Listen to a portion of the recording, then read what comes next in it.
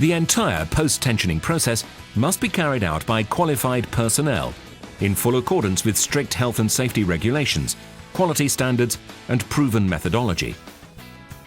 It's always important to select a post-tensioning partner who can provide sound and reliable scheme design and value engineering advice.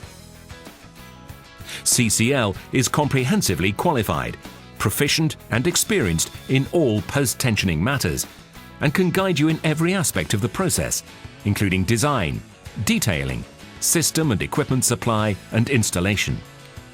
The first step involves installing the tendons. The strand is delivered to site, either in coils or cut to length. To create the tendons, anchorage points are marked, the side shutters or formwork are cut, and the live or stressing anchorages are fixed. A pocket former, made either from polystyrene or reusable plastic, is fitted between the anchor and edge board. This will create a recess in the cast concrete to allow the installation of the anchor head and wedges. Anti-burst reinforcement around the anchor confines and strengthens the surrounding concrete. The ducts are then laid out onto the formwork, connected together and sealed. A trained post-tensioning installer feeds the strands through the ducts either mechanically or by hand, while a second monitors the protruding strand's length at the opposite end. Depending on tendon length, this opposite end may have a live or dead-end anchorage.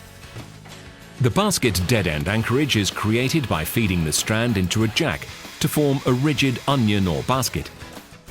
The tendons are then fixed into position, supported by duct chairs, to achieve the required profile shown on the CCL drawings.